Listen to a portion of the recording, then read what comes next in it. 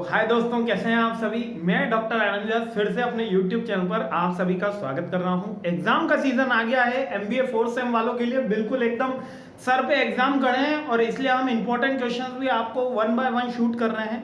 After 10 years, मतलब मेरे 10 years के टीचिंग एक्सपीरियंस और 5 ईयर्स के पेपर एग्जामिन करे हमारी टीम ने। बहुत सारी यूनिवर्सिटी के, ना केवल MBA के बल्कि BBA लेवल तक के भी हमने पेपर एनालिसिस करे। जहां पर आपका सिलेबस AKTU में कॉमन बैठ रहा है वहां के पेपर एनालिसिस करे गए हैं। कौन सा स्टडी पैटर्न चल रहा है, कौन सा एग्जाम पैटर्न चल रहा है, कितने क्रेडिट नोट हैं, उन सब के अकॉर्डिंग हम ये पेपर डिजाइन कर रहे हैं जिसके मोस्ट प्रोबेबल चांसेस हैं एग्जाम में आने के। 10-11 क्वेश्चन मैं बताऊंगा और बहुत ही इंपॉर्टेंट क्वेश्चन है जैसा कि पिछली बार हुआ है और भगवान का बहुत रहमो करम रहा कि अच्छे 70-80% हमारे क्वेश्चन पूरे तरीके से हिट हो रहे थे। 10 आउट ऑफ 7-8 क्वेश्चन हिट हो रहे थे। मतलब अच्छा रहा, काफी आपका भी रिस्पॉन्स अच्छा रहा और हमारी टीम की भी मेहनत अच्छी रही और थोड़ा सा हम लकी भी रहे। तो इसी तरीके से इसी कड़ी में हम आगे बढ़ रहे हैं। मेहनत करना मत छोड़िए क्योंकि सफलता आपके पास ही है। आप मेहनत कर रहे हैं, बहुत मेहनत कर रहे हैं, मैं जानता हूँ। मुझसे कहीं ज्यादा आप मेहनत कर रहे हैं, इतना भी मुझे पता है और इसके लिए ही मैं इंपॉर्टेंट क्वेश्चन लेकर आया हूँ। मुझे बस ये बताएंगे कि इतने से कितने क्वेश्चन आते हैं आपको। तो बताओगे तो थोड़ा फीडबैक रहेगा, तो थोड़ा आपको भी पढ़ने में इंटरेस्ट आएगा, मुझे भी पढ़ाने में इंटरेस्ट आएगा। जब तक कम्युनिकेशन 2 साइड होता है थोड़ा मजा आता है। चलिए, सब्जेक्ट नेम है emerging technologies in global business environment. ठीक है, ये सब्जेक्ट है। इंपॉर्टेंट क्वेश्चन, अच्छा सूचना। इसकी 5 यूनिट्स में ऑलरेडी कवर अप करा चुका हूं, है ना। इसकी तो क्वेश्चन सब्जेक्ट की 5 यूनिट्स कवर अप करा चुका हूं मैं, डॉक्टर आनंद व्यास। फिर से आपके सामने पहला क्वेश्चन लेकर आया। तो पहला क्वेश्चन क्या कह रहा है, इसके अंदर आता है चेंजिंग नेचर रेगुलेटरी एनवायरनमेंट, यानी कि नेचर रेगुलेटरी एनवायरनमेंट जो है हमारा लॉ का एनवायरनमेंट जो है उसका क्या नेचर चेंज हुआ है। Natural environment, new age of ethics, या नेचुरल एनवायरनमेंट हटा दो। ठीक है, केवल आपको ये याद रखना है न्यू एज ऑफ इथिक्स और the changing nature of regulatory environment, यानी कि अब जो रेगुलेटरी एनवायरनमेंट है वो कैसे चेंज हो गया है और न्यू एज ऑफ इथिक्स क्या है। दोनों सिमिलर ओवरलैप करते हैं आंसर, इसलिए मैंने हटा दिया। ये नेचुरल एनवायरनमेंट आप रख सकते हो लेकिन ये इतना इंपॉर्टेंट नहीं है, ये क्वेश्चन यही फ्रेम हो रहा है। ठीक है, आगे बढ़ते हैं। इंडस्ट्रियल 4.0 एग्जाम का पेपर खुलते ही सबसे पहला क्वेश्चन आपको ये मिलने की संभावना है कि इंडस्ट्री 4.0 क्या होती है। 4.0 बोलते हैं, कोई 4.0 बोल देता है, सब एक ही है। ठीक है, इंडस्ट्री 4. इंडस्ट्री रिवोल्यूशन कौन सा है, ये 4th। इसके अंदर कौन कौन से इंडस्ट्रियल रिवोल्यूशन लिए, बिजनेस एनवायरनमेंट की बात की गई, टेक्नोलॉजी की बात की गई, सारा डिटेल में मैं बता चुका हूँ, देख लीजिएगा। ठीक है, बहुत ही इंपॉर्टेंट क्वेश्चन है। ठीक है, third, the changing nature of the globalisation. पहले ग्लोबलाइजेशन अलग परसेप्शन से होता था, अब अलग परसेप्शन से होता है। The changing nature of the globalisation, ये थर्ड क्वेश्चन। अभी तक तो सारे आ रहे होंगे, आपको नहीं आ रहे तो इसका आंसर मैं ऑलरेडी, हाँ ये एक ही क्वेश्चन है। Fourth, augmented reality, virtual reality, mixed reality and application. ये एक बड़ा क्वेश्चन भी बनता है, इसके डिफरेंट भी बनते हैं। ऑगमेंटेड रियलिटी, वर्चुअल रियलिटी या मिक्स्ड रियलिटी बताइए, या 2 पूछ लेता है, वर्चुअल या रियल, यानी एक ना एक रियलिटी तो जरूर पूछेगा। मतलब ये एक ऐसा क्वेश्चन है जिसके 100%, 100 में कह रहा हूँ, चलो 100 थोड़ा हमेशा ज्यादा हो जाता है, 90% प्रोबेबिलिटी है कि क्वेश्चन आपको एग्जाम में देखने ही मिलेगा। लेकिन ये बड़ा भी मिल सकता है और छोटा भी मिल सकता है, इसलिए मोस्ट इंपॉर्टेंट क्वेश्चन है ऑगमेंटेड रियलिटी क्या होती है, वर्चुअल रियलिटी क्या होती है और मिक्स्ड रियलिटी क्या होती है, और इसका एप्लीकेशन कहाँ पर है, मोबाइल में है, कहीं पे साइंस के अंदर है, कहां पर है वो चेक कर लीजिए। ठीक है, सब में ऑलरेडी वीडियो, डिटेल वीडियो इसकी अपलोडेड है। नेक्स्ट जो 5th क्वेश्चन है, advantage and disadvantages new application of additive manufacturing.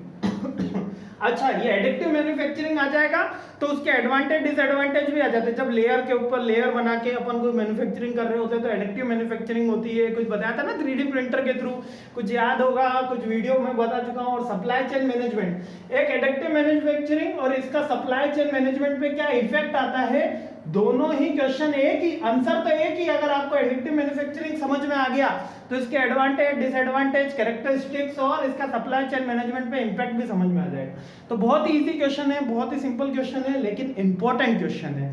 ठीक है, आगे बढ़ते हैं।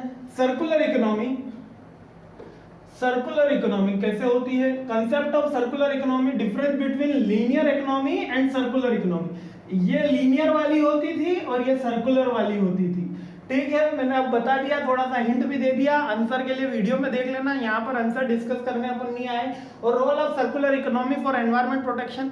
सर्कुलर इकोनॉमी आज की नीड है, ये आप सबको पता है, यानी कि वेस्टेज से अपन फिर से प्रोडक्शन करते हैं। और क्या है लीनियर इकोनॉमी, क्या है, कैसे उसको आउट कर देते हैं प्रोडक्ट को, ये दोनों के अंदर डिफरेंस या सर्कुलर इकोनॉमी की इंपॉर्टेंस, ये पूछा जाता है। आगे बढ़ते हैं। शेयरिंग इकोनॉमी, शेयरिंग इकोनॉमी और न्यू बिजनेस आइडिया। अच्छा, शेयरिंग इकोनॉमी आपको समझ में आ गया तो सारे न्यू बिजनेस आइडियाज मॉडल भी समझ में आ जाएगा। Different between platform and traditional business models. पहले कैसे बिजनेस मॉडल दिए जाते थे और अब कैसे बिजनेस मॉडल दिए जाते हैं, और शेयरिंग इकोनॉमी क्या है, विन विन अप्रोच क्या है, और शेयरिंग इकोनॉमी कैसे आप भी बढ़ रहे हैं और दूसरे भी बढ़ रहा है, क्या इकोनॉमी के नए रिसेंट ट्रेंड्स आए हैं। ये 7वां इंपॉर्टेंट क्वेश्चन। देखो 7 क्वेश्चन मैंने अभी तक बता दिए हैं आपको, अभी भी कुछ क्वेश्चन बाकी है। आइडेंटिटी पॉलिटिक्स, इसमें चाइना की पॉलिटिक्स जरूर आएगी, ठीक है। चाइना लिख देना आप, नॉर्थ कोरिया लिख देना, साउथ कोरिया लिख देना, अमेरिका लिख देना। ये ऐसे देश है जो आइडेंटिटी पॉलिटिक्स करते हैं, यानी कि we are the first, America first. अब तो भारत भी है, मेक इन इंडिया प्रोजेक्ट आ गया। तो आइडेंटिटी पॉलिटिक्स में कौन कौन से इशू और चैलेंजेस है आफ्टर द ग्लोबलाइजेशन, ये एक अलग इंपॉर्टेंट क्वेश्चन बनता है, ठीक है। The migrant crisis of the EU, ये केस स्टडी आने की बहुत संभावना है। क्यों भाई संभावना है? क्योंकि रशिया यूक्रेन वॉर के बाद अगर ये पेपर बन रहा होता और मैं बना रहा होता तो माइग्रेंट क्राइसिस के ऊपर एक केस स्टडी जरूर डालता उसमें। कह रहा वो तो एग्जामिनर के माइंड के ऊपर है, वो क्या करता है, अगर वो पुराने ओल्ड पेपर में जाएगा तो उसमें केस स्टडी नहीं है, लेकिन ये कंटेम्प्रेरी इशू है, इसलिए मैंने इसको यहाँ पर इंपॉर्टेंट बोला। और diversity, different generation in the work place. एक वर्क प्लेस पे बहुत सारे डिफरेंट जनरेशन आए, एजेड भी आए और यंग भी आए, डिफरेंट कास्ट कम्युनिटी क्या है। सिंगापुर का इसका आइडियल मॉडल मैंने बात करी थी, ठीक है। Diversity of the different generation in the work place, कैसे इसको डील करना है, क्या इसके चैलेंजेस होते हैं, इसके बेसिकली चैलेंजेस पूछे जाते हैं। माइग्रेंट क्राइसिस ईयू में क्या था, वो उसके ऊपर आपको एक ऐसे याद करके जाना है, ठीक है। हाँ, और एक केस स्टडी, अगली जो case study, rise of China and impact of the global trade, यानी चाइना कैसे राइज हुआ, कितनी बार, 30 इयर्स तक, याद रखना, यहाँ पे हिंट दे देता हूँ, 30 इयर्स तक 9% इकोनॉमी इनकी बूम करी है। जीडीपी जो था वो 9% से ग्रोथ करा है, ठीक है। कितने सालों तक? 30 सालों तक। तब जाके चाइना आज का चाइना बना है, इतना विकसित बना है कि वो यहाँ पर सस्ते प्रोडक्ट दे रहा है। अरे तारीफ तो करनी ही होगी, भले हमारा राइवरी हो, हमारा दुश्मनी हो, हमको तारीफ तो करनी होगी कि वहाँ के जो खिलौने होते हैं, वहाँ के जो प्रोडक्ट होते हैं, भले थोड़ी क्वालिटी कम होती है लेकिन सस्ते काफी होते हैं, ठीक है। तो ये चाइना और impact of the global trade. I hope आपको सारे क्वेश्चन क्लियर हो गए होंगे। 10 और 1 11 क्वेश्चन मैंने वापस आपको बताए हैं। आपको कितने आते हैं आउट ऑफ, मुझे कमेंट करके जरूर बताइएगा। और अभी तक आपने इसका आंसर नहीं आते तो जल्दी से सीखिए, इसके ऑलरेडी वीडियो भी अपलोडेड हैं, वो भी देख सकते हैं, ठीक है। Thanks for watching my video, I really appreciate your time and best of luck for your exam. Thank you.